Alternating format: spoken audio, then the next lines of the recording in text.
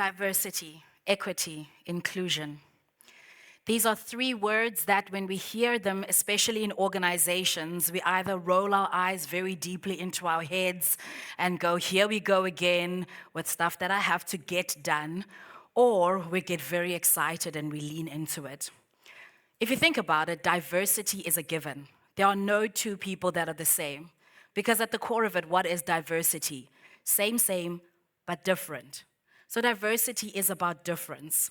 Diversity, a lot of the time, is brought into the workspaces through compliance. Companies don't have a choice but to start making their organizations diverse. And in leadership teams, the more diverse we are, the better we are at delivering the results that we actually want to achieve. Right? Sounds simple, but it's actually not that simple in practice. When we talk about equity or equality, we put that in place by putting policies in place that people must then manage in order to ensure that we treat everybody in the organization the same or equally, or give them the equal opportunities or access to opportunities within the organization. When we talk about inclusion, it's about the culture of our business, the way in which we make others feel when they work in our businesses. And the fourth one, that's a buzzword, but also quite difficult to actually get a grip on, is belonging. So essentially, we have to let people in that are different from us. Then we've got to give them equal opportunities and give them equal access to things. Then we've got to include them in everything, including our hunting trips and the way that we do things in the organization, whether they're female or whether they're male. And then you're telling me that I've got to make them feel like they belong? Surely these are adults. They can make themselves feel like they belong. What I'm going to unlock for you today is that diversity is not just about race and gender. Diversity is actually about the power of diversity of thought, because that's where the actual gold is. That's the silver bullet. Having people that appear to look different from one another but think the same doesn't help your organization in any shape or form. So let me tell you a little bit about me. It's always good to have numbers and statistics when you have a presentation. Those are mine. I come from a family of 10 children. Yes, not a mistake. We're all still very much alive. And of the 10 children, I'm number 5, slap bang in the middle. Thank you ever so kindly. And I have 7 sisters and 2 brothers.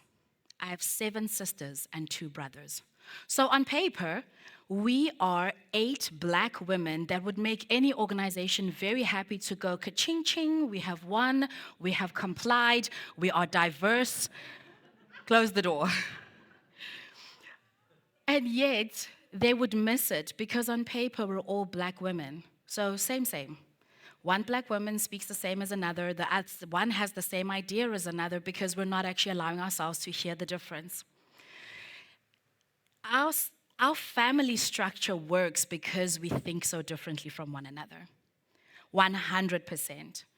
We have neurodivergent types, neurotypical types. We've got those who take a specific route to get somewhere, and others who take a completely different route. Musicians, engineers, we've got attorneys, HR specialists. All of us are vastly different from one another, and so we tackle challenges very differently from one another. So if we're sitting in a boardroom, what you're seeing is black woman, black woman, black woman, black woman. What you're missing is different. When we come to challenges and having to actually give of ourselves, we lean into each other's strengths in the difference that we bring in our thinking. The one is very much about the heart of things. How do we make sure everybody's taken care of? We want to be sensitive. We want to be this. The other one is like, okay, let's pull out all the strategic, tactical things that need to get done. We need to do this. We need to do that. We need to do the next thing. And because we complement each other, we actually excel in most things that we do. Please note the most. And in that, we've had to learn to listen to the difference of someone else's idea to mine. Just because I believe that it should be done a certain way doesn't make that law. And so we have a conversation because we feel safe with one another that enables us to get to a result that actually takes into consideration all the multiple aspects of what it is that we're trying to accomplish. Diversity of thought is what we need to be focusing on, not just diversity from the outside, but the value is what's on the inside. Part of why I ventured into the space of HR consultancy, diversity, equity, and inclusion is noticing in my own family how we treat one another enables others to either feel very comfortable to be who they are and others to not be so comfortable about who they are. And it's not any different in an organization. You bring people in, you say, we want your thoughts. You are a competent professional. We trust you as our next engineering head. We trust you as our next marketing head. We are bringing you in and we want your ideas. And then they get to the table and we say, well done, you have a seat, now shut up. Because we don't want to hear what you've got to say. If you don't do it the way we do it here, that's not how we do it. Whatever you're bringing in, that's not what we want to hear. And we lose out on the power of hearing someone thinking with you and solving for the space that you're in to create a future space. Dr. Daniel Kim, when he was at MIT, was very fascinated by successful companies and why it is that they're so successful. So he went out, as researchers do, and he did the research, and he approached very top companies that are super successful and said, what is it about you that makes you so successful? And they said, well, it's the quality of our results that makes us so successful. We deliver consistent, good quality results to our people, and so that makes us stand out from our competitors, and we're able to future-safe our company. Okay, so how do you get this amazing quality of results? And in the conversations and the research, he got to the bottom line that it's about the quality of people's actions within the organization. So what each individual does as part of what they're supposed to be doing, whether you're engineering, marketing, sales, operations, when you are doing that and doing it well, it leads to good quality results. And he said, great, so how do you get to those actions to be such high quality? And he says it's the quality of our thinking. That we don't limit ourselves. These companies are so big, but they don't limit themselves to only following one way. That's why they're industry leaders. That's why they have innovation happening all the time, because they allow themselves to think well together. Think well together. That sounds so vreemd, so strange. Like, why would you want to think well together? When we think well together, we allow ourselves to actually explore spaces that we wouldn't ordinarily go into. And all of a sudden, instead of only having one solution, you've got multiple solutions. But why? What is this quality of thinking? What makes them have such great quality of thinking? And here's the clincher. It's in the quality of the relationships. We're all adults in the room, and some of us have had the experience of going into a presentation, and I'm going to paint this picture for you. You spend all night putting together the presentation. It's end of the month. You know, the team's going to be sitting around the table. They want to hear what the numbers are for, let's say you are the ops manager. What's been happening? What's the logistics? How are we going to meet the bottom line? You've done the work. You know the things inside out. You know your team. You know how they're going to deliver. You walk into the boardroom. You sit down. When it's your turn to give the presentation, you feel so nervous and so anxious, you can't think straight. Now, if you can't think straight, you can't give your best version of this thing that you are a subject matter expert on. What's causing you to not be able to think straight is because you don't trust the people that you're sitting with around the table. Because there was a time when you gave a presentation and you were told that your presentation wasn't great. There was a time when you presented something that was amazing. And your peer, who's got a good friendship, good relationship with the leader in the room, gave a subpar presentation and they got a attaboy. And now all of a sudden you're feeling like, I don't know how I'm going to be received. I'm very nervous about the situation. So all of the thoughts that you want to bring to the table all of a sudden don't come out the way you would like them to come out. So quality of relationships rests in the leader in the room to be able to hold that space and give everybody an opportunity to know that they matter in terms of their competent professional selves and what they bring to the table. But also, it's about those conversations that happen in the passageway.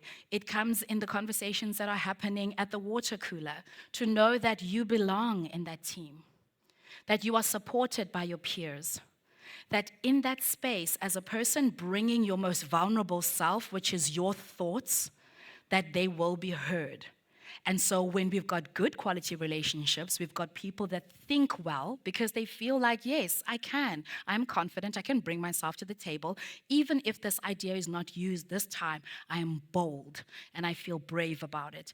Then you get the actions that come out of this, and then you have this incredible team of people that produces consistent, good quality of results, which means the business is thriving, it's growing, and not just growing and thriving, but future-proofing itself. In the war for talent, we cannot take for granted that the next generation that's now coming into the workplace is going to beg organizations for work. We have seen it one too many times where we go, these ones are so entitled. But let me tell you this, we've raised these kids that are coming into the business. And when we raise them to not take nonsense. We raise them to listen in the business and to hear, but also to be very kind to other people and to stand up for what they believe in. So when we're recruiting and we're hiring, we look for the best. And then once we've made the decision that we want this relationship with this person, we bring them into the organization. Now, at a leadership level, they will have had experience, they will have had other companies they've worked in, and we trust them until they're at our table. And then we say, we trusted you when you were out there, but now we're not sure. You have to earn our trust. I want to say to leaders in the room and to those who are listening, trust given will render such higher results, such higher turnover. Give trust to your people. Trust them to do what they need to do. It's not all lost. We're speaking about diversity of thought, and that diversity is not just about race and gender.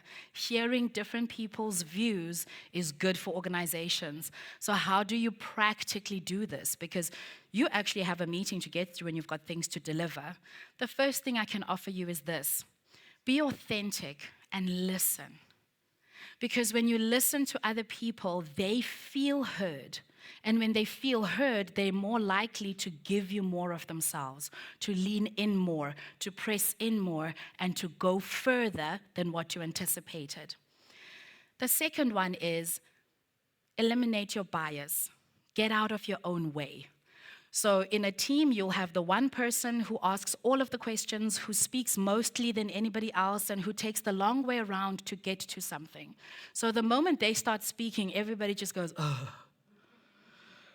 This could have been a 15-minute meeting, and now we're here much longer. And I want to just encourage you to get out of your own way. In that colorful way of getting to something, that individual is bringing themselves to the table. So get out of your own way, because your bias says, I want short, straight, and to the point, and you're limiting the ability to hear the other voices in the space. So unconscious bias is real, and as a leader or even as a team member, you need to make room so that you can hear the diverse thoughts that are in the room. And then the third one, be kind and be brave. Taking someone's idea that is not the same as yours or that is not aligned to yours takes courage, because you're going, there is a right way to do it, and it's my way. And so you're almost having to Control Z, undo, and go, I am hearing you, and I'm being brave in listening to what you're saying, because I understand that you're saying something that I didn't see before. It sounds easy, but it's not. It's work that needs to get done. We need to move beyond diversity being just about gender and race and get to the place of belonging. Because if we get to that place of belonging, then we've got future-safe companies. We've got diversity of thought that enables us not just to reach our current goals, but our future goals, and we run sustainable businesses. If you remember nothing else about this day, remember this. It's what's in here that counts more than what's out here. Thank you.